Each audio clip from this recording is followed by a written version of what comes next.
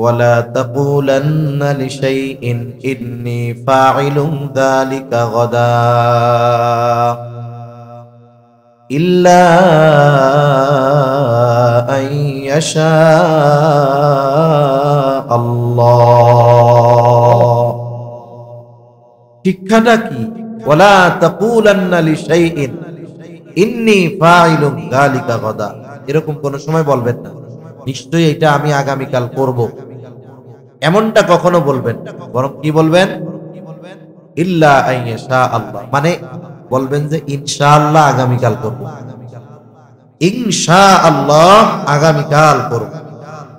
এজন্য এটা মুসলিমদের দৈনন্দিন একটি পরিভাষা। জীবনে চলতে ফিরতে কিছু পরিভাষার ব্যবহার সব সময় লাগে। একজন জিজ্ঞাসা করছে আমাকে, আপনাকে, কেমন আছেন?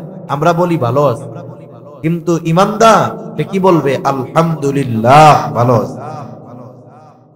ভালো কিছু দেখছে, কেউ কিছুর প্রশংসা করেছে, বলবে মাশা আল্লাহ। এমন কিছু দেখছে যেটা আজীব ব্যাপার, আশ্চর্যবোধক, বলবে সুবহানাল্লাহ। এমন কিছু হয়েছে যার মধ্যে আল্লাহর বড়ত্বের প্রকাশ পায়, বলবে আল্লাহু আকবার। ভবিষ্যতের জন্য কিছু করবে, বলবে ইনশাআল্লাহ। এগুলো আমাদের সচরাচর ব্যবহার হওয়া দরকার। পরস্পর সাক্ষাৎ হয়েছে, কুশল বিনিময় হবে, কথার আগে পরস্পরের মধ্যে সালাম আদান প্রদান হবে, আসসালামু আলাইকুম। এই সালাম তো একজন অপরজনের জন্য দোয়া করা, আপনার উপরে শান্তি বর্ষিত হোক। অথচ কতগুলো ইসলাম বিদ্বেষী জালেম এদেশে ছিল, এখনো ঘাপটি মেরে আছে। তারা বলে জঙ্গিবাদের সাথে তোমার সন্তান যুবকেরা জড়িত, কেমনে বুঝবা? বলে দেখা হইলে কথার আগে সালাম দেয়। নাউজুবিল্লাহ। একে অপরের জন্য দোয়া করতেছে, বলে এটা নাকি জঙ্গিবাদের আলামত। কথায় কথায় আলহামদুলিল্লাহ সুবহানাল্লাহ বলে টাকনুর উপরে প্যান্ট পরে, বুঝবা এগুলো জঙ্গিবাদের সাথে জড়াত। কত বড় জাহেল, কত বড় মূর্খ, কত বড় ইসলাম বিদ্বেষী। তাহলে আমরা এখান থেকে যেই শিক্ষা পেলাম, ভবিষ্যতের জন্য কোন কাজ যখন করার এরাদা করব, ইচ্ছা করব, তখন আমরা কি বলবো? ইনশাআল্লাহ। আবার আমাদের দেশের মানুষ ইনশাআল্লাহরে কিন্তু নার বদলে ব্যবহার করে, মানে না বললে লজ্জা লাগে, এই টাইমে কয় ইনশাআল্লাহ। মনে করেন এক এলাকায় দাওয়াত ও তাবলীগের সাথে বাইরা যুবকেরা মাঠে খেলাধুলা করতেছে, একজন আবার বলছে যে এদের পরীক্ষা শেষ হয়েছে, 3 মাস সময় আছে, এদেরকে তাশকিল কইরা একটু আল্লাহর রাস্তায় যদি নিয়ে যাওয়া যায় উপকার হবে। তা সাথীরা মিলে গিয়ে ওই জায়গায় একজনের তাশকিল করা শুরু করছে। এখন বলতেছে যে তোমাদের তো অনেক সময় আছে, এখন লেখাপড়া নাই, ফ্রি সময় কাটতেছে, এই সময়ের হিসাব আল্লাহর কাছে দেওয়া লাগবে। আমরা তো এ দুনিয়ায় বিনা কারণে আল্লাহ তাআলা পাঠান নাই, তাহলে তোমরা এক চিল্লার জন্য আমাদের সাথে নাম লেখায় ফেল। এখনো চিন্তা করে 40 দিন বাড়ির বাইরে থাকবো কেমন? আবার চিন্তা করে মুখের উপরে যাব না, এ কথা কই কেমন? পাশের থেকে আর একজন ইনশাআল্লাহ, পাশের থেকে একজনে কি কয়, ও এখন বলছে ইনশাআল্লাহ, এবার নামটা লেখা ফেলে। এখন বলেন ও তো আসলে যাবে না, যাবে না, এটা তার পাক্কা নিয়ত, না বললে লজ্জা পাবে। ব্যবহার করছে কি শব্দ? ইনশাআল্লাহ। এজন্য আমরা নার বদলে ইনশাআল্লাহকে ব্যবহার করা শুরু করছি। এটা করা যাবে না। আমার একজন বলছে এটা করেন, আপনাকে একজন বলছে এটা কইরা দেন। আপনি চিন্তা করছেন বন্ধু মানুষ, প্রতিবেশী মানুষ, যদি সরাসরি না কই তাহলে মন খারাপ করবে, কি কয় ইনশাআল্লাহ। লাস্টে ইচ্ছা কইরা করে না, কয় দোষ দেয় আল্লাহর, আল্লাহ চায় নাই তাই ভাই। আগে তো আল্লাহ বলছে তুমি চেষ্টা করো, এরপরে আমি তৌফিক দেই না না দেই সেটা পরের ব্যাপার। তাহলে আমরা ইনশাআল্লাহর ব্যবহার যথা জায়গায়, যথাস্থানে, যথাযথ ভাব গম্ভীর্যতার সাথে ওজন রেখে করব, বলেন ইনশাআল্লাহ। তা এই জন্য অনেক সময় অনেকে ইনশাআল্লাহ বলার পরেও বলে ভাই সত্যি কথা করবেন তো, করবেন। তার মানে দেখেন ইনশাআল্লাহ বলার পরেও বিশ্বাস করে না, কারণ কি? শব্দটাকে আমরা নার বদলে ব্যবহার করি। তা আল্লাহ তাআলা এই শিক্ষা দেওয়ার সাথে সাথে এই 3 প্রশ্নের জবাব সহ পাঠায় দিতেন। এই 3 প্রশ্নের মধ্যে একটা প্রশ্ন হলো ওয়ায়াসআলুনাকা আনির রূহ, কুলির রূহু মিন আমরি রাব্বি ওয়া মা উতীতুম মিনাল ইলমি ইল্লা কলিলা। আল্লাহ রাব্বুল আলামিন বলেন, ওয়াসআলুনাকা আনির রূহ, তারা আপনাকে রূহ সম্পর্কে জিজ্ঞাসা করে, আপনার কাছে জানতে চায় রূহের ব্যাপারে, রূহ কি জিনিস। নবী হে, আপনি জবাব দিয়ে দেন, কুলির রূহু মিন আমরি রাব্বি, রূহ হলো আমার রবের নির্দেশ, আমার রবের প্রত্যাদেশ। এই জন্য এই দেহটা ধ্বংস হয়ে যায়, মাটির সাথে পচে গলে মিশে যায়, কিন্তু রূহ কখনো ধ্বংস হয় না। কারণ আল্লাহ তাআলা যেমন চিরন্তন, আল্লাহ তাআলার কালাম কথা সেটাও চিরন্তন। এই রূহটা আকৃতি কেমন, গঠন কেমন, এটা সাধারণ মানুষের দ্বারা অনুধাবন করা কঠিন। এই জন্য আল্লাহ তাআলা বলেন, আপনি বলে দেন, কুলির রূহু মিন আমরি রাব্বি, রূহ হলো আমার রবের আদেশ, প্রত্যাদেশ। সাথে সাথে আল্লাহ তাআলা এটাও বলেন, ওয়া মা উতীতুম মিনাল ইলমি ইল্লা কলিলা। আল্লাহ তাআলা বলেন, তোমাদেরকে অতি সামান্য জ্ঞান দেওয়া হয়েছে। আসলে আমি কথা একদিকে বলতে চাচ্ছিলাম, আল্লাহর ইচ্ছায় কথাটা হয়তো আর একদিকে যাচ্ছে, যেহেতু যেখানে কথাটা আসলো বলেই দেই। আল্লাহ তাআলা বলেন, তোমাদেরকে অতি সামান্য জ্ঞান দান করা হয়েছে। এর দ্বারা একটা বিষয় বোঝা যায়, রূহ নিয়ে অতিমাত্রায় গবেষণা, রিসার্চ করার প্রয়োজন নাই। কারণ এই পৃথিবীর অনেক কিছু আছে যেগুলো মানুষের জ্ঞানের বাইরে। অথচ দেখা যায় এই দুনিয়ার মানুষ সামান্য কিছু জ্ঞান অর্জন করার পরে অনেক মহা জ্ঞানী সেজে, অতি পণ্ডিত সেজে স্রষ্টার অস্তিত্বকে অবিশ্বাস করে বসে। কিন্তু বাস্তবে যদি আমরা আমাদের জ্ঞানের পরিধি জানতে পারতাম, আমাদের জ্ঞানের পরিমাণ যদি আমরা জানতে পারতাম, আল্লাহর কসম এই দুনিয়ার সবচাইতে বড় জ্ঞানী ব্যক্তিও তার জ্ঞান নিয়ে অহংকার করত না। বাস্তবিক অর্থে আমাদের জ্ঞানের পরিধি কতটুকু। এই সূরা কাহাফের মধ্যে একটা শিক্ষা সফরের ঘটনা আছে। শিক্ষা সফর, স্কুল থেকে, কলেজ থেকে, ভার্সিটি থেকে যে শিক্ষা সফরে যায়, ও জায়গায় বাস্তবিক ভালো শিক্ষা হয় না, ওই জায়গা হলো কুশিক্ষার সফর। ঠিক কিনা বলেন? ওই সফরে কত অপরাধ, অন্যায়, গুনাহ হয়, এটা বলার প্রয়োজন। শিক্ষা সফর, হজের সফর শিক্ষা সফর, উমরার সফর শিক্ষা সফর, দাওয়াত ও তাবলীগের সফর শিক্ষা সফর। এই ধরনের সফরগুলো শিক্ষা সফর। কুরআনুল কারীমের মধ্যে হযরত খিজির আলাইহিস সালামের সাথে মুসা আলাইহিস সালামের সফর শিক্ষা সফর। লম্বা ঘটনা, আমি ওই দিকে যাব না। যখন দুইজন মিলে সফর শুরু করছে, মুসা আলাইহিস সালামকে আল্লাহ তাআলা কেন খিজির আলাইহিস সালামের কাছে পাঠাইছে আপনারাও জানেন, আমরাও জানি। আবার আল্লাহ তাআলা খিজির আলাইহিস সালামকেও জানায় দিছে, কেন মুসারে তোমার কাছে পাঠাইলাম। এইবার দুইজনে সফর শুরু করেছে। প্রথমে দুইজন একটা নৌকার মধ্যে উঠছে, সমুদ্র পাড়ি দিবে। নৌকার মধ্যে যখন উঠছে, একটা দৃশ্য দুইজনেরই দৃষ্টিগোচর হয়েছে। দুইজনেই দেখে সমুদ্রের মধ্যে একটা পাখি উড়ন্ত অবস্থায় ঠোঁট সমুদ্রের সাথে লাগিয়ে পানি পান করতেছে। নৌপথে যারা লম্বা সফর করেছেন, সমুদ্র হোক আর নদীর মধ্যে হোক, ওই নদী সমুদ্রের মধ্যে কিছু পাখি উড়ে, যখন ওদের পানির তৃষ্ণা হয়, উড়ন্ত অবস্থায় ঠোঁটটাকে সমুদ্র বা নদীর সাথে লাগায়া পানি পান করে। এই দৃশ্য দুইজনই দেখছে। খিজির আলাইহিস সালাম মুসা আলাইহিস সালামকে বলে, ভাই মুসা, দৃশ্যটা কি দেখছেন? বলে, হ্যাঁ দেখছি। বলে, শুনেন, এই যে পাখি সমুদ্র থেকে পানি পান করতেছে, পানি পান করার সময় পাখির ঠোঁটে যতটুকু পানি লেগে আছে, যদি এই গোটা সমুদ্রের পানির সমপরিমাণ জ্ঞান আল্লাহ তাআলার হয়, তাহলে সমগ্র সৃষ্টির জ্ঞান ওই পাখির ঠোঁটে লেগে থাকা পানির চাইতেও কম। যদি আল্লাহ তাআলার জ্ঞান হয় গোটা সমুদ্রের সব পানির সমান, আল্লাহ তাআলার এই জ্ঞানের তুলনায় গোটা সৃষ্টি জগতের জ্ঞান কতটুকু? বলে পাখির ঠোঁটে লেগে থাকা পানির চাইতেও কম। সুবহানাল্লাহ বলবেন না? এটা মনে হয় আপনাদের আশ্চর্য লাগে নাই? একটু চিন্তা করছেন? যে বলতেছে যে গোটা সমুদ্রের সমপরিমাণ জ্ঞান যদি আল্লাহ তাআলার হয়, আল্লাহর জ্ঞান এর চেয়েও বেশি। উনি উপমা দেওয়ার জন্য বলেছেন যে যদি গোটা সমুদ্রের পানি সমপরিমাণ জ্ঞান ইলম যদি আল্লাহ তাআলার হয়, আল্লাহ তাআলার জ্ঞানের তুলনায় মাখলুকের জ্ঞান কতটুকু? বলে গোটা সৃষ্টি জগতে এর মধ্যে জিন আছে, মানুষ আছে, নবীরা আছে, ফেরেশতারা আছে, গোটা সৃষ্টিকুলের সব সৃষ্টি আছে, সকলের জ্ঞান ওই পাখির ঠোঁটে লেগে থাকা পানির চাইতেও কম। সুবহান।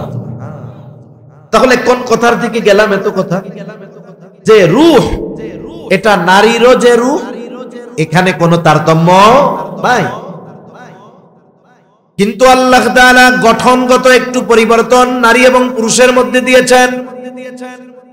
স্বাভাবিকভাবে শারীরিক গঠনগত পরিবর্তন নারী এবং পুরুষের মধ্যে কি এটা বলার দরকার নাই, এমনিই বুঝি। আল্লাহ তাআলা নারীকে সন্তান ধারণের ক্ষমতা দিয়েছেন, পুরুষকে সন্তান ধারণের ক্ষমতা আল্লাহ দেন নাই। পুরুষের মুখে দাড়ি গজায়, নারীর মুখে দাড়ি গজায় না। দুই একটা যা ব্যতিক্রম হয় এটা হরমোনজনিত কারণে হয়, কিন্তু স্বাভাবিকভাবে নারীর মুখে দাড়ি গজায় না। আরো গঠনগত যে পরিবর্তন সেটা আমাদের জানা আছে। এবার আসেন শরীয়তের হুকুমগত দিক দিয়ে তাদের সাথে পুরুষের কি পরিবর্তন। এক নাম্বার পরিবর্তন, যে পুরুষ যখন নামাজ ফরজ হয়, যতক্ষণ না সে অজ্ঞান হয়ে যায়, অচেতন হয়ে যায়, বেহুশ হয়ে যায়, এই সময় ছাড়া একেবারে হুশ থাকা পর্যন্ত তার উপরে নামাজ সব সময় ফরজ। কিন্তু একটা নারী যখন প্রাপ্তবয়স্কা হয়, নির্দিষ্ট একটা বয়স পর্যন্ত প্রতি মাসের নির্দিষ্ট সময়ে সে কিছুদিন অসুস্থ থাকে, ওই সময়গুলোতে আল্লাহ তাআলা তার নামাজগুলো মাফ করে দিয়েছে। শরীয়তের হুকুমগত আরেকটা পরিবর্তন, যেটা নিয়ে ইসলাম বিদ্বেষীদের সবচাইতে বেশি চুলকানি, বলে সেটা কি? বলে ওয়ারিসি সম্পদ বন্টনের ক্ষেত্রে তাদের চুলকানি। বলে নারীর চাইতে পুরুষকে দ্বিগুণ দিয়া ইসলাম নারীদেরকে ঠকিয়েছে, নাউজুবিল্লাহ গণ। অথচ যদি আপনি অতীত ইতিহাস দেখেন, ইসলাম আসার আগে, নবীজির নবুয়াতির আগে, আল্লাহর কসম ওই আরব সমাজে নারীদের মানুষ হিসাবেও কোনো মূল্যায়ন ছিল না। আরে নারীর অধিকার তো পরে, মানুষ হিসাবে যে একটা অধিকার এটাও তাদের ছিল না। বরং কি হতো, কোন পিতার যদি কন্যা সন্তান হতো, সে লজ্জায় মানুষের সামনে মুখ দেখাইতো না, যতক্ষণ না ওই নারীকে, সে মেয়েটাকে জিন্দা পুঁতে ফেলতে পারতো, ওর অন্তরে শান্তি হইতো না। যেখানে নারীর মানুষ হিসাবে বেঁচে থাকার অধিকার ছিল না, সেখানে ইসলাম অধিকারগত দিক দিয়ে নারীকে পুরুষের চাইতে জিতিয়ে দিয়েছে। ঠিক কিনা বলো?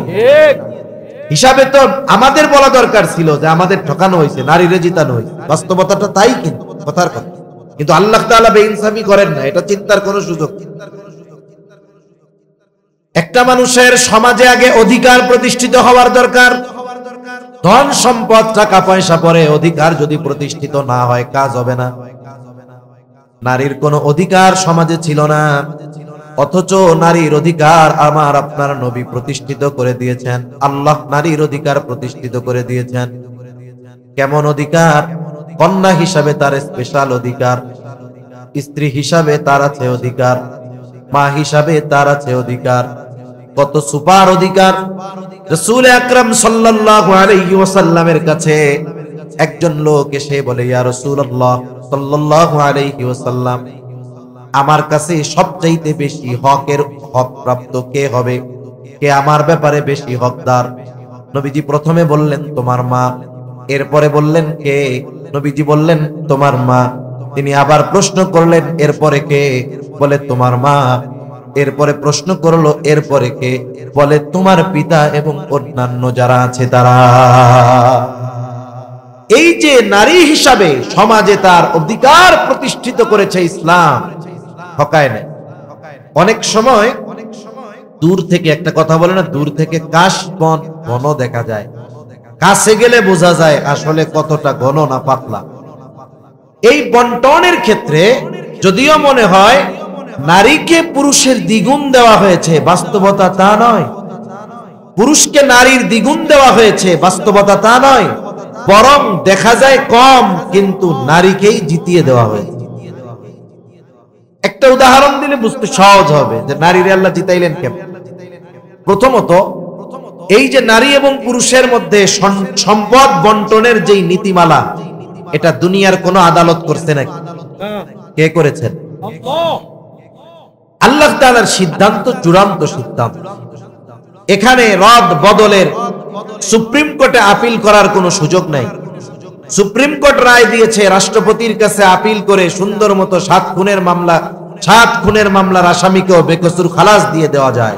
কিন্তু আল্লাহ তাআলা যেটার সিদ্ধান্ত চূড়ান্ত ফয়সালা দিয়েছেন, পৃথিবীর কারো ওই সিদ্ধান্ত সামান্যতম পরিবর্ধন করার ক্ষমতা নাই। আল্লাহ রাব্বুল আলামিন বলেন, ইউসিকুমুল্লাহু ফি আওলাদিকুম লিয-যাকারি মিথলু হাদ্দিল উনসায়াইন। আল্লাহ রাব্বুল আলামিন বলেন, ইউসিকুমুল্লাহ, আল্লাহ তাআলা তোমাদেরকে ওসিয়ত করতেছেন। এখানে উদ্দেশ্য আল্লাহ তাআলার চূড়ান্ত সিদ্ধান্ত এটাই। কি সিদ্ধান্ত? বলে ফি আওলাদিকুম, তোমাদের সন্তানদের ব্যাপারে, লিয-যাকার মিথলু হাদ্দিল উনসায়াইন, সোজা কথা হলো তোমার সন্তান, ছেলে সন্তান 2 কন্যা সন্তানের সমপরিমাণ পাবে। তার মানে 2 জন কন্যা যেই পরিমাণ সম্পদ পাবে, একজন ছেলে সেই পরিমাণ সম্পদ ওয়ারিস হিসাবে পাবে। যদিও তারতম্য মনে হয়, তারতম্য নয়। মনে করেন একজন মানুষ চাকরি করে, তার বেতন 50,000 টাকা। আরেকজন চাকরি করে, তার বেতন 20,000 টাকা। 50,000 টাকা যিনি বেতন পান, তার মাসে খরচ আছে 50,000-এর উপরে।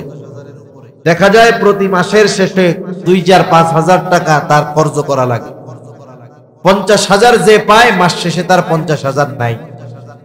আরেকজন 20,000 টাকা পায় ঠিক, কিন্তু তার খরচ 10,000 টাকা, বাকি তার ডাইনে থাকে 10,000।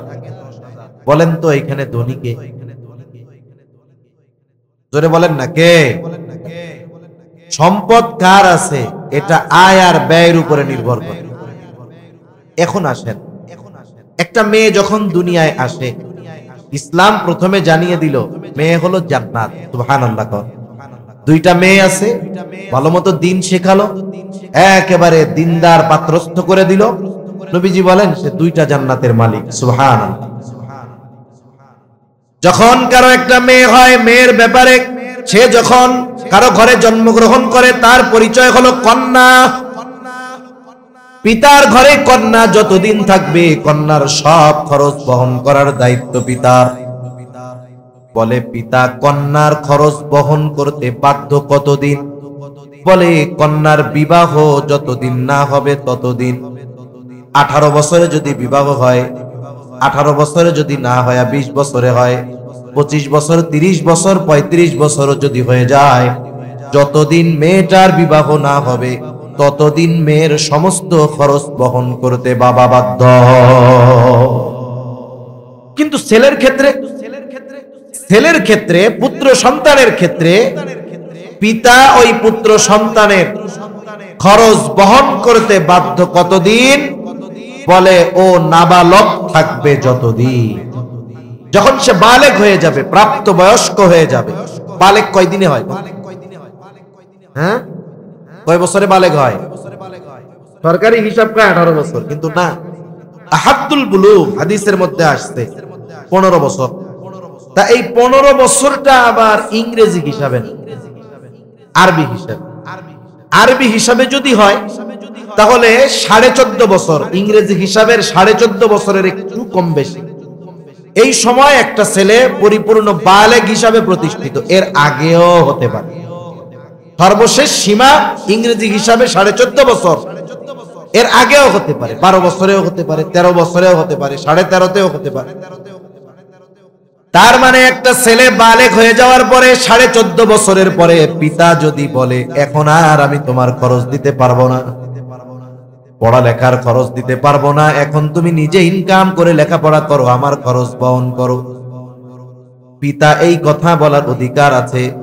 কারণ পিতা সন্তান বালেগ হওয়া পর্যন্ত তার খরচ চালাতে বাধ্য। অপরদিকে কন্যা বালেগা হলেই যে খরচ চালানো শেষ এমন নয়, বরং কন্যার বয়স যতই হোক না কেন, বিবাহ যতদিন না হবে ততদিন পর্যন্ত ওই কন্যার খরচ চালাতে পিতা বাধ্য। এখন বলেন, পিতার ঘরে মেয়ে জয়ী না ছেলে জয়ী? জোরে বলেন না। সম্পদ বন্টন অন্যদিকে রাখেন, ওটা তো পরে, মরার পরে হইবে। বাপ বাইচা থাকতে বাবার ঘরে মেয়ে জয়ী না ছেলে জয়ী? দেখেন, বাপ মেয়েকে বিবাহ দেওয়ার জন্য সম্পদ গুছায়, অনেকে গাছ লাগায়, ওইটা লাগাইছি এই 3টা গাছ, মাইয়া যেদিন হইছে তারপরের দিন লাগাইছি 5টা মেহগুনি গাছ।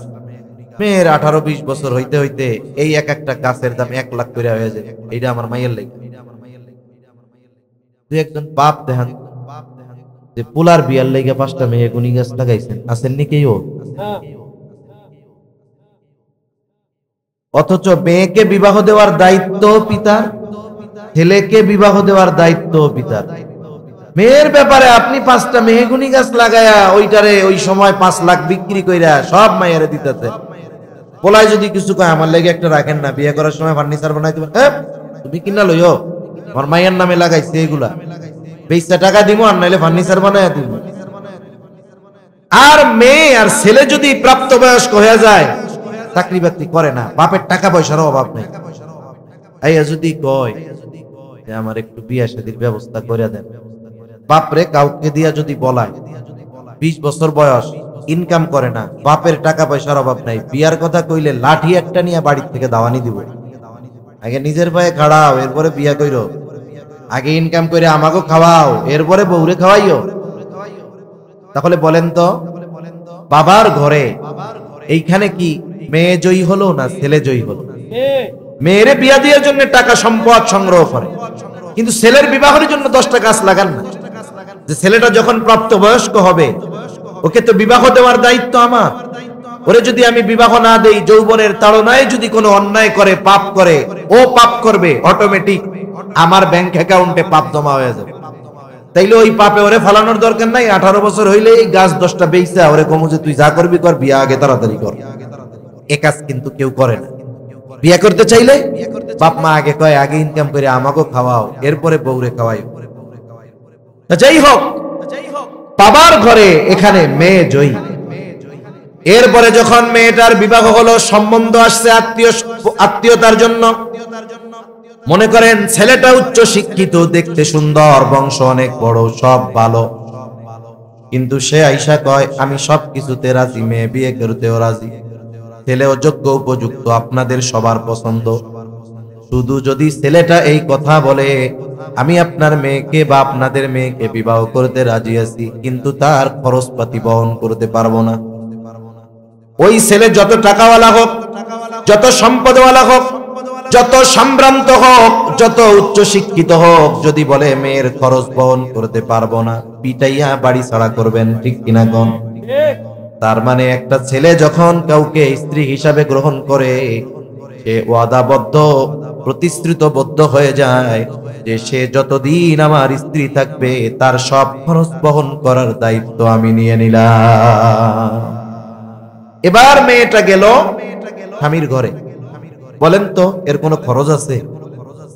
সব খরচ কার? আর পোলাডারে তো প্রথমে দেন নাই, এবার বিয়ে একটা কইরা আনছে, খরচ কার?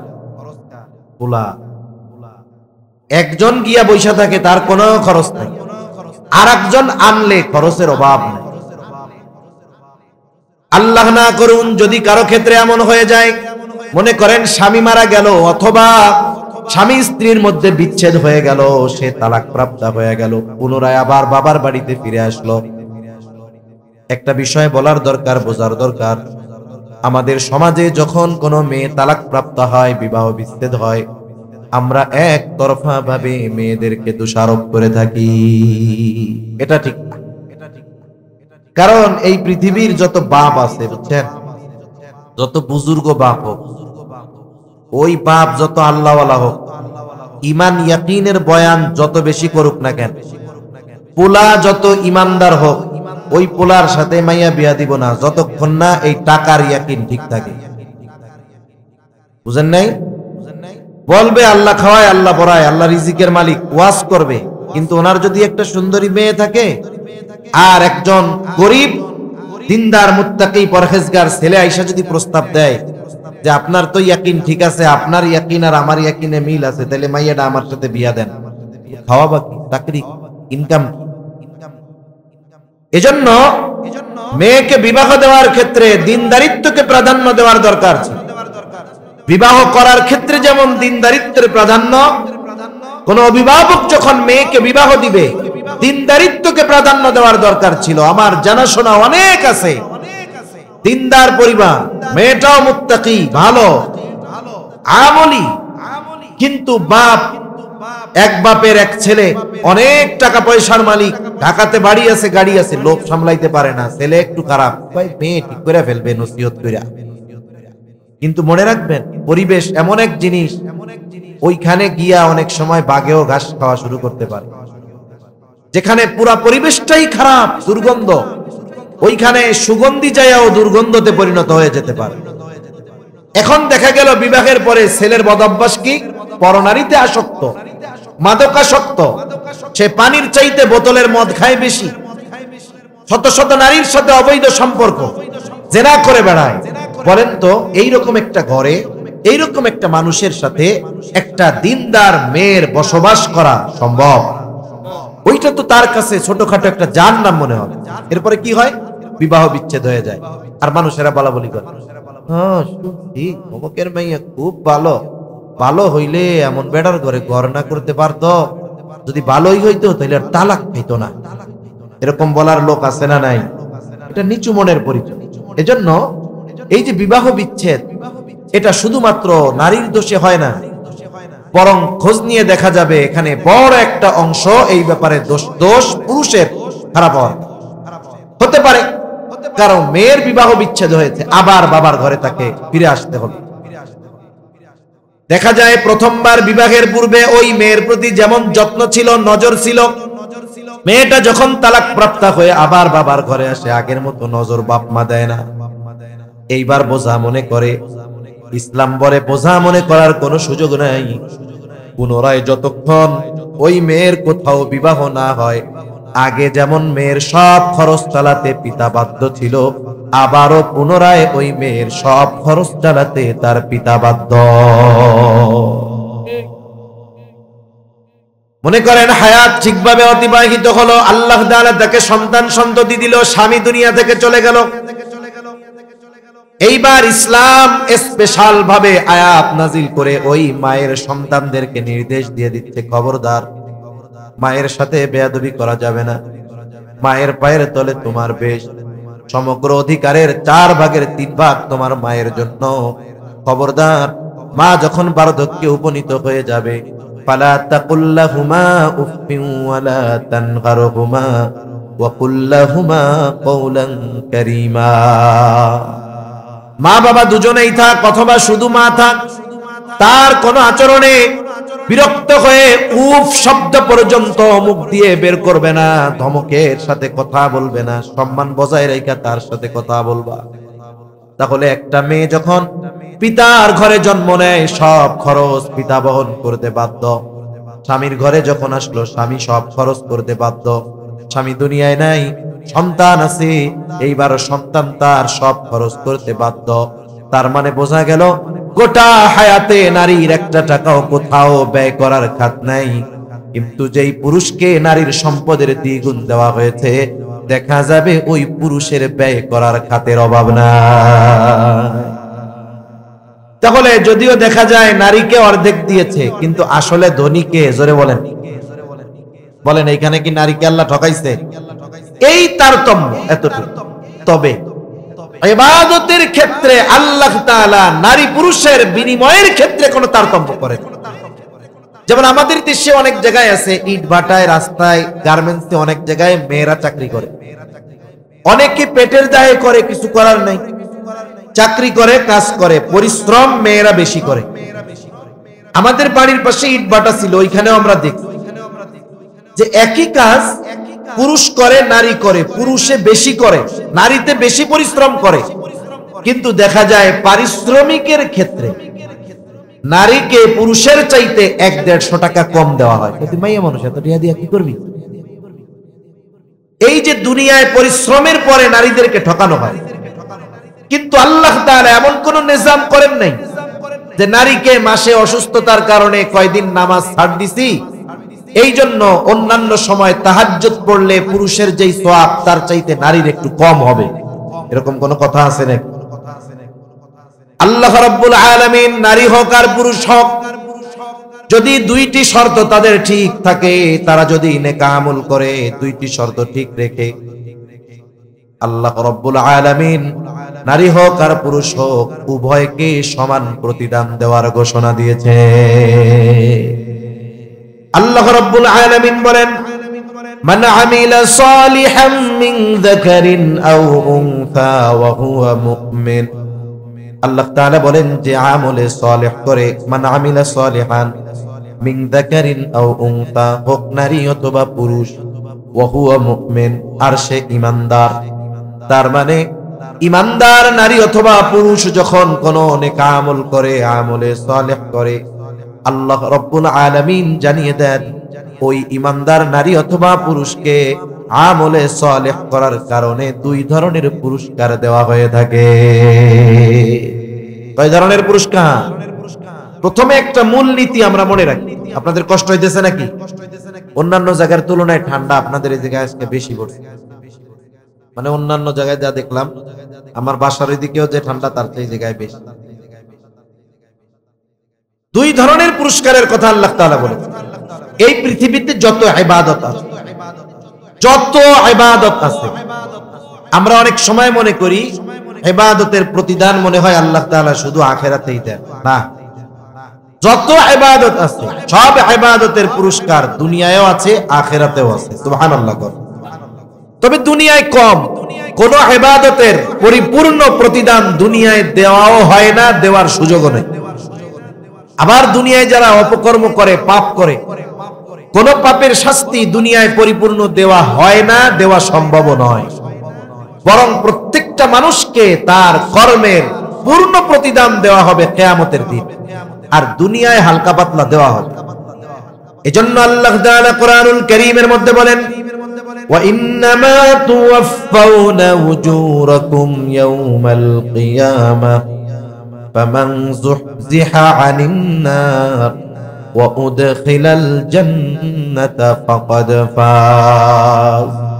আল্লাহ তাআলা বলেন, ওয়া ইন্নামা তুওয়াফাউনা উজুরাকুম ইয়াওমাল কিয়ামাহ, মোট কথা হলো মানুষকে তার কর্মের পূর্ণ প্রতিদান কিয়ামতের দিন দেওয়া হবে। সেই দিন যাকে আগুন থেকে বাঁচিয়ে জান্নাতে প্রবেশ করানো হবে, আল্লাহ তাআলা বলেন ফাকাদ ফাজ, এই লোকটা সফল হয়ে যাবে। যেই মূলনীতির কথা বলতেছিলাম, এই দুনিয়াতে আমরা যত ভালো কর্ম করি, এই ব্যাপারে দৃঢ় বিশ্বাস আমাদের থাকতে হবে, ওই ভালো কর্মের পূর্ণ প্রতিদান আল্লাহ তাআলা আখিরাতে দিবে। তবে এমন কোন ভালো কাজ নাই যার কিছুটা প্রতিদান আল্লাহ তাআলা দুনিয়াতে দেন না, এমন নাই।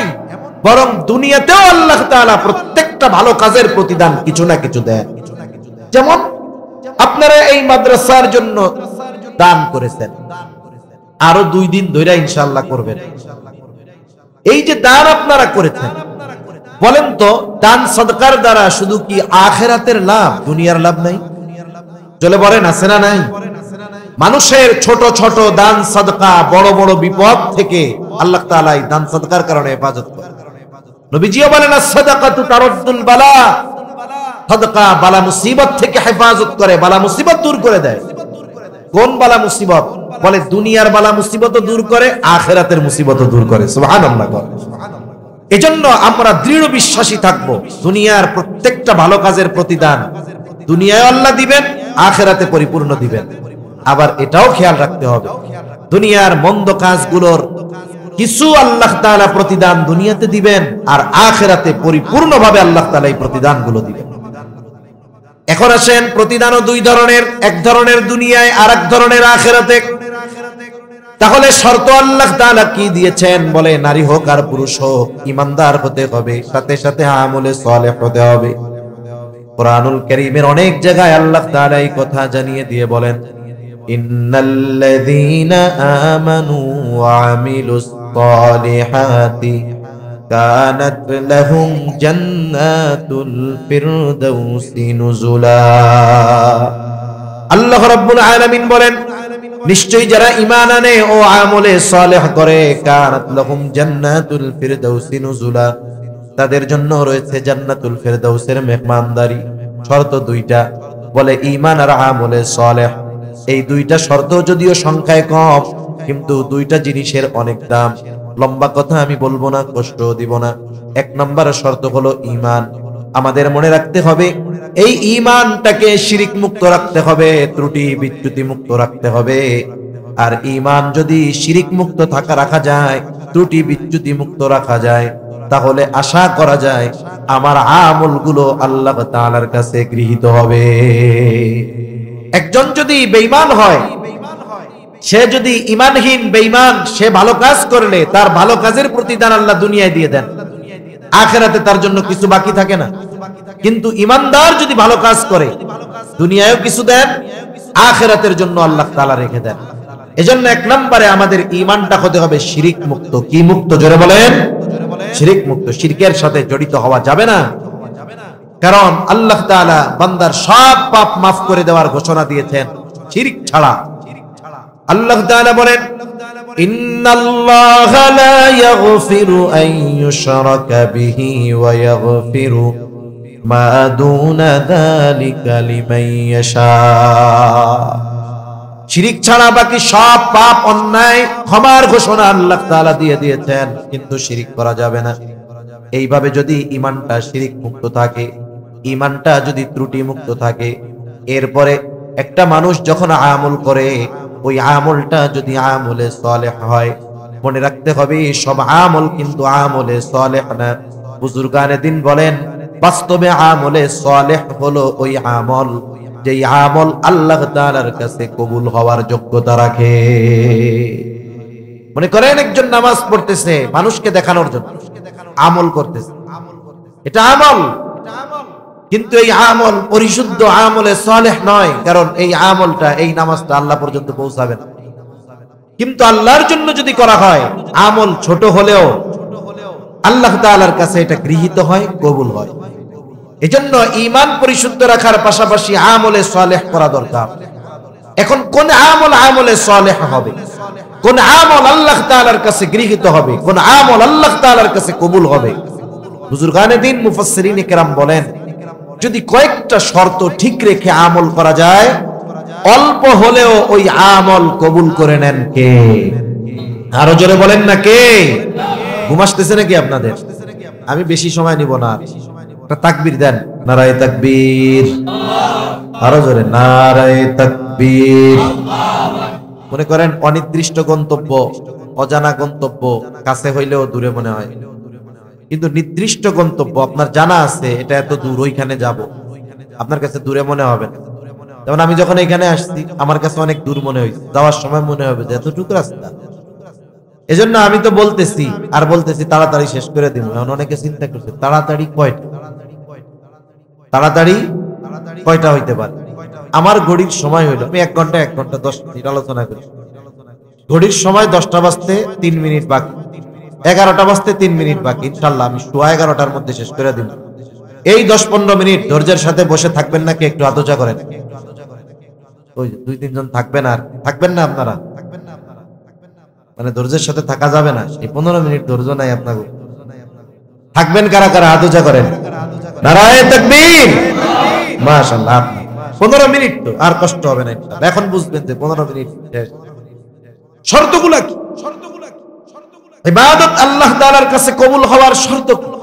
এত ইবাদত করতেছি, যদি আখিরাতে গিয়ে দেখি কবুল হয় নাই, এর চেয়ে দুঃখের আর কিছু আছে? আমরা এই দুনিয়ায় যে আমলগুলো করি, ইমানদার আমলগুলো আল্লাহর সামনে হাজির করা হবে কিয়ামতের দিন। যদি আমল আল্লাহর জন্য না হয়, মানে ওই আমলে সালেহ না হয়, আল্লাহ ওগুলোকে ডিস্ট্রয় করে দিবে, ধ্বংস করে দিবে একেবারে।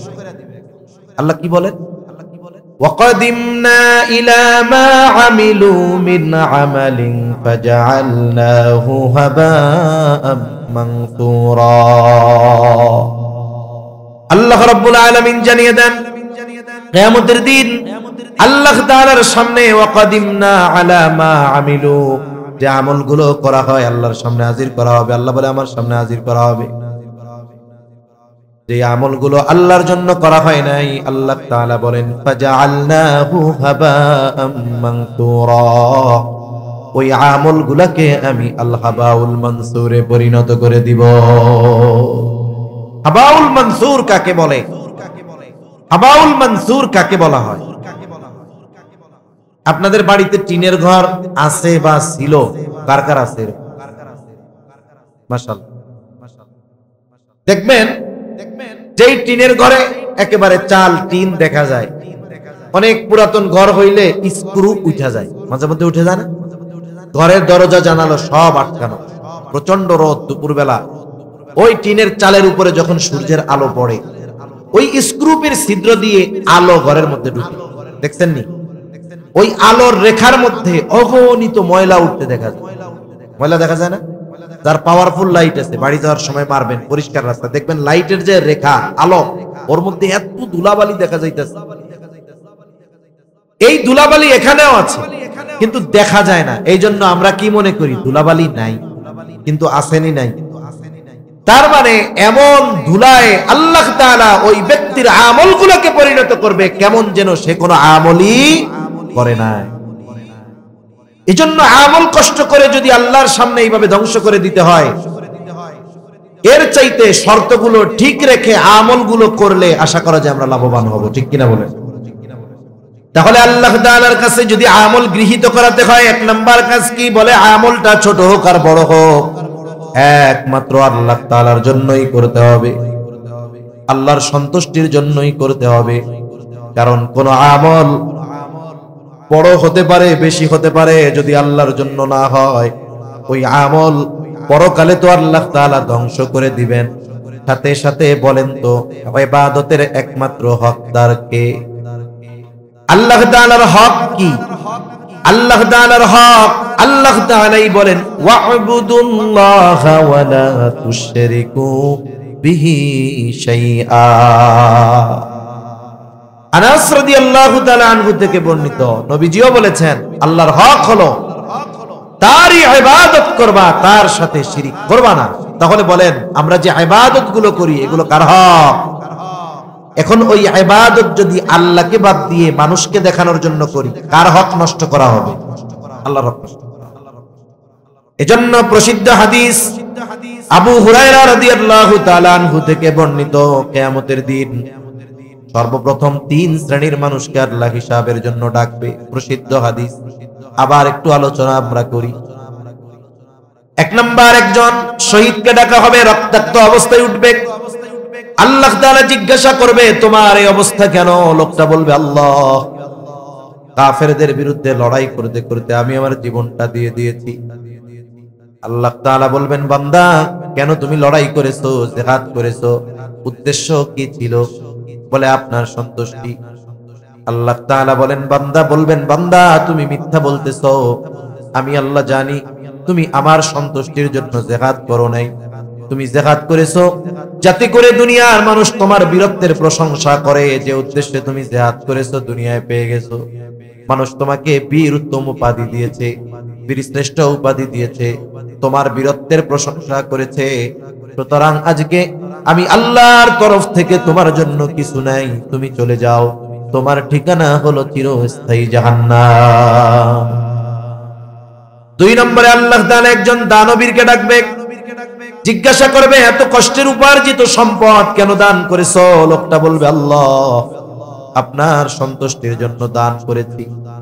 আল্লাহ বলবেন মিথ্যা বলতেছো, তুমি দান করেছো যাতে করে দুনিয়ার মানুষ তোমাকে দানবীর বলে, তোমার দানের প্রশংসা করে, এই উদ্দেশ্যে দান করেছো, দুনিয়ায় তুমি তা পেয়ে গেছো। সুতরাং আজকে আমি আল্লাহর তরফ থেকে তোমার জন্য কিছু নাই, তুমি চলে যাও, তোমার ঠিকানা হলো চিরস্থায়ী জাহান্নাম। তৃতীয়ত একজন কারি সাহেবকে ডাকা হবে, আলেমকে ডাকা হবে, জিজ্ঞাসা করা হবে কোরআন কেন শিখেছো, ইলম কেন অর্জন করেছো? লোকটা বলবে আল্লাহ আমি কোরআন শিখেছি আপনার সন্তুষ্টির জন্য, ইলম অর্জন করেছি আপনার সন্তুষ্টির জন্য। আল্লাহ তাআলা বলবে বান্দা তুমি মিথ্যা বলতেছো, তুমি কোরআন শিখেছো, ইলম শিখেছো যাতে করে মানুষ তোমার ইলমের ব্যাপারে তোমাকে বাহবা দেয়, তোমার প্রশংসা করে, বড় আলেম বলে, বড় বক্তা বলে, ওয়াইজ বলে, মুফাসসির বলে, মুহাদ্দিস বলে, শাইখুল হাদিস বলে। যে উদ্দেশ্যে ইলম অর্জন করেছো দুনিয়ায় তুমি তা পেয়ে গেছো, সুতরাং আজকে আমি আল্লাহর তরফ থেকে তোমার জন্য কিছু নাই, তুমি চলে যাও, তোমার ঠিকানা হলো জাহান্নাম। চিন্তা করেন এত বড় বড় আমল করেছে, আল্লাহর জন্য না হওয়ার কারণে আমল বাতিল, আমল প্যান্ট। দ্বিতীয়ত আমলের হকদার একমাত্র ছিল আল্লাহ, ওইটা আল্লাহর জন্য না হওয়ার কারণে এটা হয়ে গেছে শিরক, আর শাস্তি হিসাবে তার জন্য ঠিকানা হলো জাহান্নাম। এজন্য আমার আপনার আমাদের জীবনের সব ছোট বড় ইবাদত একমাত্র কার জন্য করব? জোরে বলেন। দুনিয়ার মানুষকে দেখাইলে লস, আল্লাহ তাআলাকে দেখাইলে লাভ, এজন্য আল্লাহর জন্য করব। 2 নাম্বার ইবাদত কবুল হওয়ার অন্যতম শর্ত বলে যেই ইবাদত করব সেই ইবাদত নবীর তরিকায় করব। এই পৃথিবীতে আপনাদের জানা শোনা 2-1টা ইবাদত আছে নাকি যেই ইবাদতটা নবীর তরিকায় করা যায় না? আছে নাকি জানা আপনাদের? পৃথিবীতে এমন কোন ইবাদত নাই যেখানে নবীজির পদ্ধতি নাই তথা সুন্নাত নাই। বরং এই দুনিয়ার কাজগুলো যদি নবীর তরিকায় করা হয় ইবাদত বলে গণ্য হয়ে যায়। আরে কেমনে ঘুমাবো, কেমনে শুভ বিছানায়, তাও নবীজি বলে দিয়েছেন। কেমনে বাথরুম করতে হবে নবীজি বলে দিয়েছেন। প্রত্যেকটা মানুষের দৈনন্দিন কাজ, জরুরত ছাড়া খানা খাওয়া, এই কাজগুলো যদি সে শুধু নবীজির তরিকায় যদি করে, তার বাথরুমে যাওয়াটাও তার আমলনামায় ইবাদত বলে যোগ হয়ে যায়। আরে দুনিয়ার কাজ, রাতে ঘুমাবে, তিরমিজির হাদিস, নবীজি বলেন রাতে ঘুমাইলে বাতি নিভায়া ঘুমাবা। আপনি আমি যখন ঘুমানোর জন্য বিছানায় যাব, বাতিটা বন্ধ করব, শুধু নিয়ত করি নবী কইছে বাতি বন্ধ করে ঘুমাবা, অফ করে দিলাম, বলে সুন্নাতের উপরে আমল হয়ে গেল। সুবহানাল্লাহ, নিভাইলো বাতি হয়ে গেল ইবাদত। আরে রাত্রে যখন ঘুমায় নবীজি বলেন বিছানাটারে ঝাড়ু দিয়া হইলেও ঘুমাবা। নবী বলে কমপক্ষে লুঙ্গির নিচে দিয়া হইলেও ঝাড়া দিবা, তলা টলা দিয়া দিলে তো আরো ভালো। নবী বুঝাইতেছেন যে কমপক্ষে লুঙ্গির তলা দিয়া হইলেও ঝাড়াটা দিয়া নিবা। রাত্রে শোয়ার আগে বিছানাটা স্ত্রীকে ঝাড়া দিতে বলবেন, নিজে দিবেন, বলবেন যে এটা কিন্তু নবীর সুন্নাত। সুন্নাত মনে কইরা শলাটা ঝাড়ুটা হাতে নিয়ে বিছানায় ঝাড়ু দেওয়ার সাথে সাথে ওই ঝাড়ু দেওয়াটাও ইবাদত বলে গণ্য হয়ে যায়। আরে যেখানে বাতি নিভাইলে সুন্নাত হয়, ইবাদত হয়ে যায়, সেখানে যে কোনো ইবাদত নবীজির তরিকায় করা যায় এবং প্রত্যেকটা ইবাদতের পদ্ধতি নবীজি দেখিয়ে দিয়েছেন। ঠিক কিনা বলেন? নামাজ, রোজা, হজ, যাকাত, বিবাহ, শাদী, আচার আচরণ, লেনদেন, সব কিছুর মধ্যে নবীজির তরিকা আছে না নাই? বলেন। এখন এই যে ইবাদত করবেন, নামাজ পড়বেন, এর মধ্যে নবীর তরিকা আছে না? আমরা অনেক সময় মনে করি সুন্নাত মনে হয় করলে সওয়াব, না করলে গুনাহ নাই, এমন না। বরং সুন্নাত তো ফরজের অন্তর্ভুক্ত। সুন্নাত কি? নবী যেটা করছে এটাই তো সুন্নাত। নবী নামাজ পড়ছে, আল্লাহর হুকুম ফরজ, পক্ষান্তরে এটা সুন্নাত। আবার দেখেন আমরা নামাজ পড়বো, নামাজ ঈমানের পরে সবচাইতে গুরুত্বপূর্ণ ইবাদত নামাজ। কোরআনুল কারীমে আল্লাহ তাআলা নামাজের নির্দেশ দিয়েছেন, কিন্তু কোরআনে নামাজের পদ্ধতি আল্লাহ বলে দেন। কোরআনে নামাজের পদ্ধতি নাই। এই জন্য নবীজি বলেন সল্লু কামা রাআইতুমুনি উসাল্লি।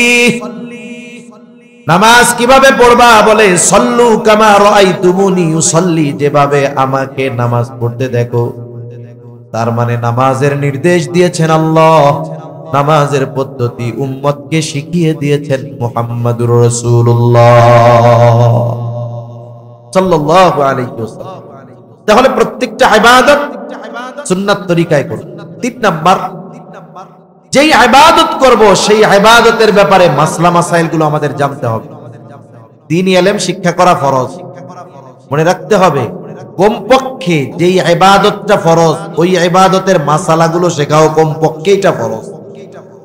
কারণ আমি আপনি যদি ইবাদত করতে গিয়ে ইবাদতের মাসলা মাসাইল গুলো না জানি তাইলে কি হবে? মনে করেন নামাজের বাইরে ভিতরে কয় ফরজ? জোরে বলেন না, কয় ফরজ? 13। ফরজ যদি ছুটা যায় নামাজ থাকবে না, যাবে। এখন নামাজের মধ্যে আমার ফরজ ছুটলো কি ছুটলো না এটা জানবো কেমনে? যদি আমার 13 ফরজ জানা থাকে, ঠিক না?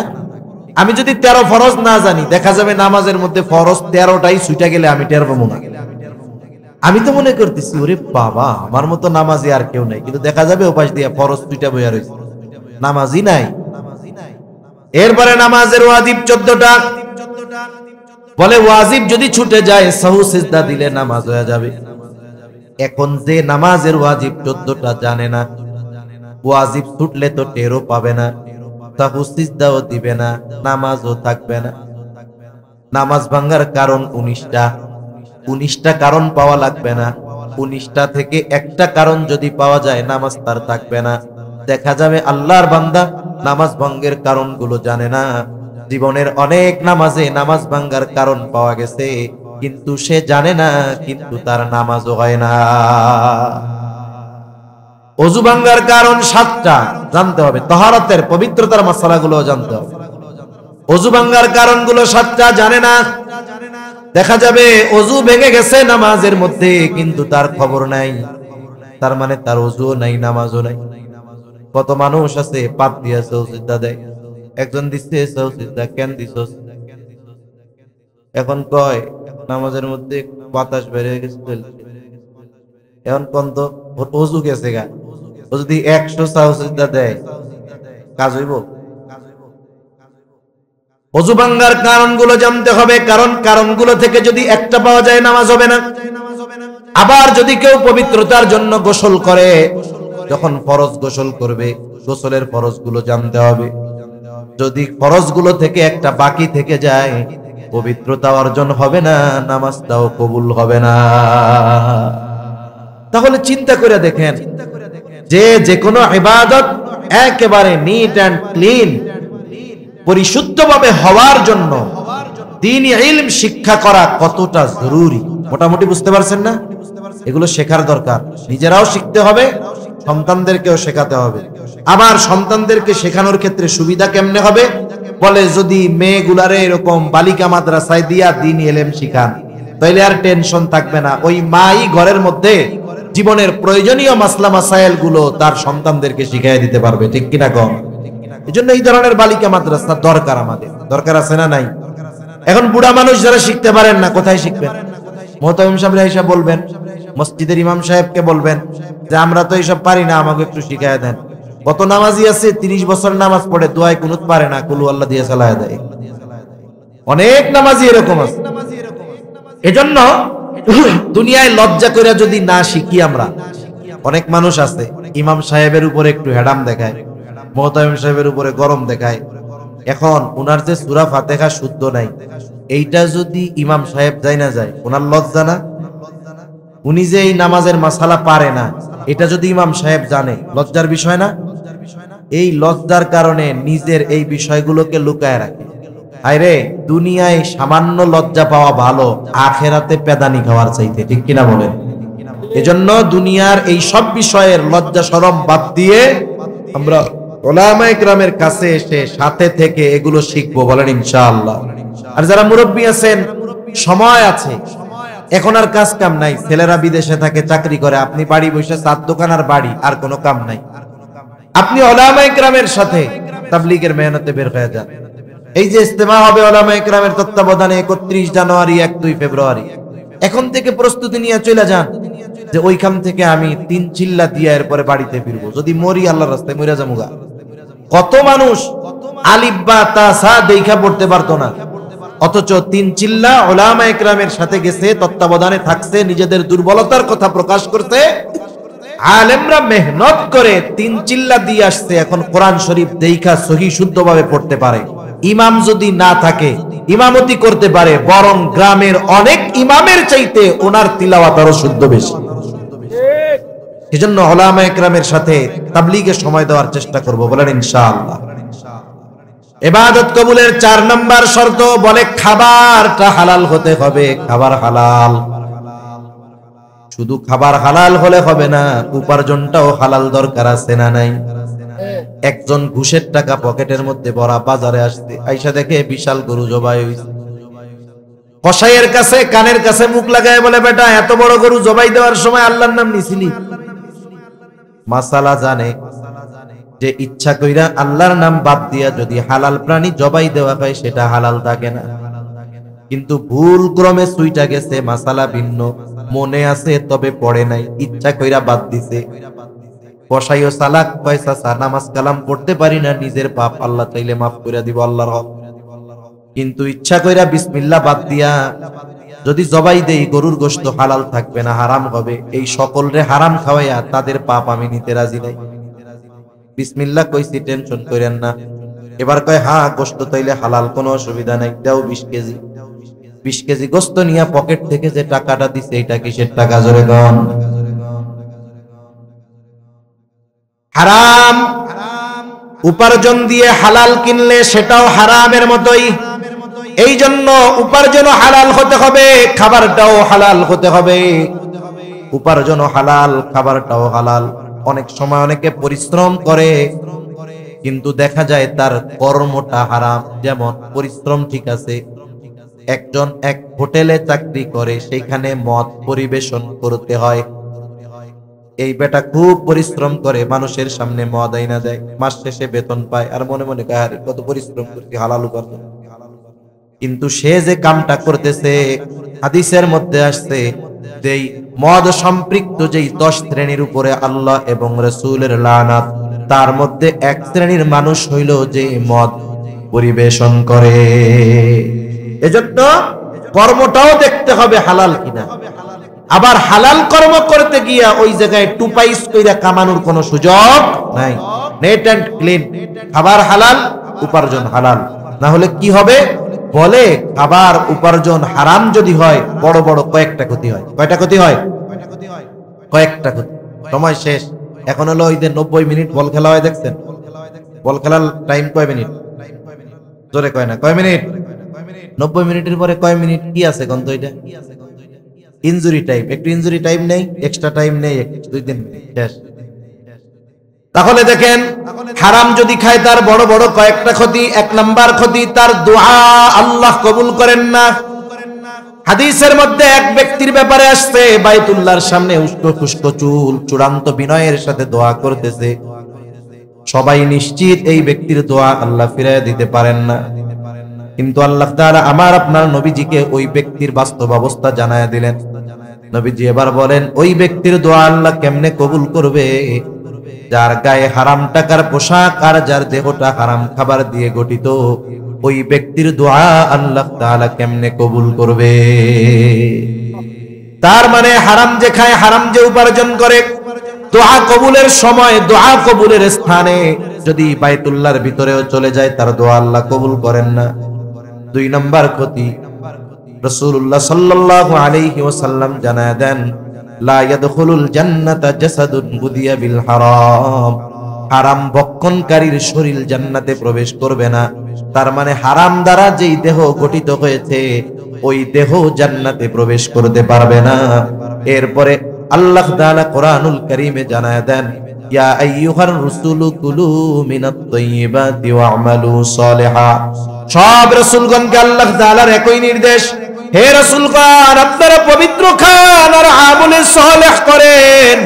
বুজুর্গানে দ্বীন উলামায়ে কেরাম বলেন, আল্লাহ তাআলা প্রথমে বলেছেন পবিত্র খান, এরপরে আমলে সালেহ করেন। তার মানে যার খাবার পবিত্র না, তথা যার উপার্জন হারাম, যার খাবারটাও হারাম, এটা অপবিত্র। আর যার খাবার অপবিত্র, সে যতই আমল করুক না কেন, তার আমল আমলে সালেহ হয় না। তার মানে তার আমল আল্লাহর কাছে কবুল হবে না। এখন বলেন, একটা মানুষ তার দোয়া যদি কবুল না হয়, তার আমল যদি কবুল না হয়, দুনিয়ার এই সামান্য হারাম গ্রহণ করার কারণে যদি জান্নাতে না যাওয়া যায়, এর চাইতে দুর্ভাগ্যের আর কিছুই হতে পারে না। ঠিক কিনা বলেন? এজন্য আমরা প্রতিজ্ঞাবদ্ধ হব নিজের সাথে নিজে, যে আজ থেকে আমি হারাম উপার্জন করব না, হারামের সাথে জড়াবো না, সন্দেহযুক্ত বিষয়গুলো থেকেও বেঁচে থাকবো, যা খাই অল্প খাই, হালাল খাবো, তাহলে আমল অল্প হলেও কবুল করবেন কে? তাহলে আল্লাহ তাআলা বলেন, ইমানদার নারী অথবা পুরুষ যখন আমলে সালেহ করে, বলে আমলে সালেহ কোনগুলা হবে? বলে আল্লাহর জন্য করতে হবে, নবীর তরিকায় করতে হবে, আমল যা করবে মাসলা মাসাইল যাইনা করতে হবে, হালাল উপার্জন হালাল খাবার গ্রহণ করতে হবে। এইভাবে ঈমান ঠিক রেখে এই শর্তগুলোর আলোকে যখন কোন নারী পুরুষ আমল করে, কয় ধরনের পুরস্কার? জোরে বলেন কয় ধরনের? আরো জোরে কয় ধরনের?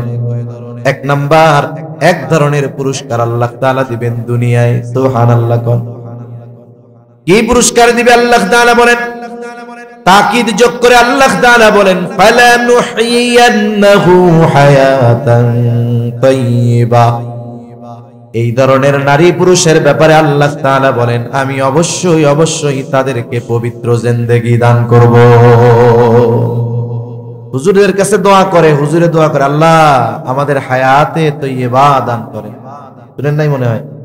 দোয়া করে না যে আল্লাহ আমাদেরকে হায়াতে তাইয়্যিবা দান করে।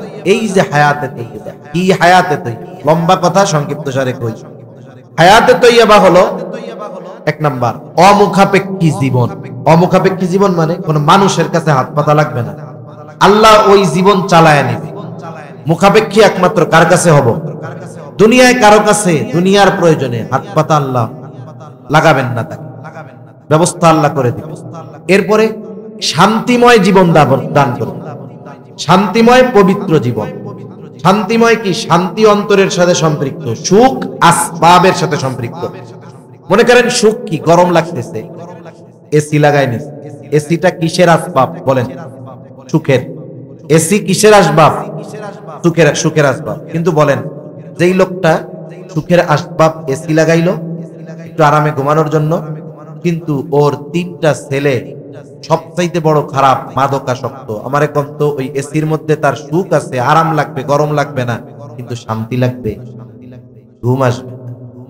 এজন্য শান্তি অন্তরের সাথে সম্পৃক্ত, সুখ আসবাবের সাথে সম্পৃক্ত।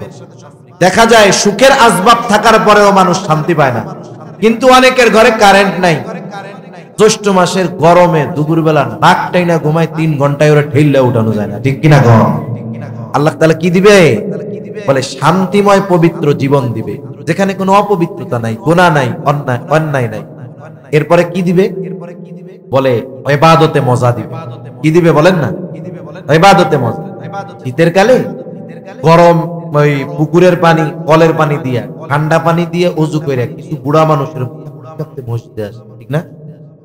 এই কাপার দ্বারা কি বুঝেন? ওনার আরাম লাগতেছে না কষ্ট হইতেছে? কষ্ট হচ্ছে ঠিক, কিন্তু মসজিদে গিয়া ফজরের নামাজে আল্লাহর সিজদা দেওয়ায় কি মজা! এই মজার কারণে ওই কষ্টর সে কোনো কেয়ার করে না, ঠিক কিনা? কোন কাইপ্পা কাইপ্পা মসজিদে যায়, কিন্তু সিজদা দেওয়ার মজাটা কি এটা উনি বুঝতে পারছেন। এজন্য সম্ভবত ইবনুল জাওজি রাহমাতুল্লাহি আলাইহি বলেন যে ইবাদতের মজা যারা পেয়েছে, এই ইবাদতের মজা যে কি মজা, এটা যদি দুনিয়ার রাজা বাদশারা টের পাইতো, আর ইবাদতের মজা যদি মানুষের কাছ থেকে ছিনিয়ে নেওয়া যাইতো, তাহলে রাজা বাদশারা তাদের সর্বশক্তি প্রয়োগ করে মানুষের কাছ থেকে ইবাদতের মজা ছিনায়া নিয়ে যেত, যুদ্ধ করতে পিছপা হইতো। হায়াতে তাইয়্যিবা এক ব্যাখ্যা যে তাকে ইবাদতে মজা দান করা হবে। সুবহানাল্লাহ। আরেকটা কি দেওয়া হবে? স্বল্পে তুষ্টতা দেওয়া হবে। মানে নাই নাই নাই নাই নাই নাই করবেন। দুনিয়ায় যে যত টাকাওয়ালা, যার যতগুলো ফ্যাক্টরি, ওর কাছে যায় জিজ্ঞেস করেন কি অবস্থা, নাই ভালো, টাকা পয়সা নাই, শেষ হয়ে গেলাম, ব্যবসা বাণিজ্য শেষ। অথচ শুরু করছিল 10টা মেশিন নিয়ে, এখন তার 10টা বড় বড় ফ্যাক্টরি, এরপরেও কি কয়? নাই নাই নাই নাই। আর মাদ্রাসার শিক্ষক 8,000 10,000 বেতন, মসজিদে জিজ্ঞাসা করেন কেমন? আলহামদুলিল্লাহ খুব ভালো আছে, আল্লাহ খুব ভালো রাখে। এই যে স্বল্পে তুষ্টতা, যা আছে তাই নিয়ে খুশি থাকা, এটা দুনিয়ার শান্তির অন্যতম একেবারে গুরুত্বপূর্ণ কারণ। যদি এইটা কারোর মধ্যে না থাকে, সব পাইলেও তার শান্তি আসবে। তাহলে বলেন, দুনিয়াতে যদি এই জিনিসগুলো পাওয়া যায়, আর কিছু দরকার আছে? আল্লাহ তাআলা বলেন আখিরাতে কি দিমুরে? আল্লাহ বলেন ওয়ালা নাজজিয়ান্নাহুম আজরাহুম বিআহসানি মা কানু ইয়ামালুন। দুনিয়ায় যা করি আখিরাতে তথা জান্নাতের সবচেয়ে ছোট নেয়ামত যেটা, যদি 1 লাখ বছর আমরা হায়াত পাইতাম, 1 লাখ বছর একনিষ্ঠতার সাথে আল্লাহর ইবাদত করতাম, জান্নাতের সবচেয়ে ছোট নেয়ামতটা এই 1 লাখ বছরের কবুল ইবাদতের মূল্য পরিশোধের সমপরিমাণ হইতো না। সুবহানাল্লাহ বলেন। আল্লাহ বলেন যা আমল করছো তার চাইতে অগণিত গুণ বেশি, অকল্পনীয় বেশি প্রতিদান আখিরাতে আমি আল্লাহ তোমাদের জন্য রেখে দিচ্ছি। সুবহানাল্লাহ বলেন। এজন্য আমরা এই দুইটি বিষয় ঠিক রেখে ঈমানের সাথে আমলে সালেহ, 4টি শর্ত বলছি, ঠিক রেখে যদি আমল করি, বলেন লাভ কি শুধু আখিরাতের না দুনিয়ারও আছে? দুনিয়া আখিরাতের লাভ যদি পেতে চাই তাহলে অবশ্যই আমাদেরকে এই কথাগুলোর উপরে আমল করতে হবে। আল্লাহ তৌফিক দেন, জোরে বলি আমিন। অনেক সময় হয় কি মাদ্রাসার বিল্ডিং এর কাজ ধরছে, দোয়া না কইরা যাবেন কারা কারা? আলহামদুলিল্লাহ সবাই যাবে, সবাই ভালো। এখন যদি কেউ না যায় উঠে আমি কিন্তু দেখাই দিব যে দেখেন এই এতক্ষণ ওয়াজ করলাম, কি কথা শুনবে? এই কথাটাই শুনেন। এখন দেখেন মাদ্রাসার কাজবাজ চলতেছে, অনেকে চিন্তা করে যে দোয়ার আগে হুজুরে দিলাম, হুজুরে একটু হাতে দিমু। এখন যদি এরকম কেউ থাকেন দেওয়ার মতো, দোয়ার আগে যে এখন না পরে দিবেন 2, 4, 5 হাজার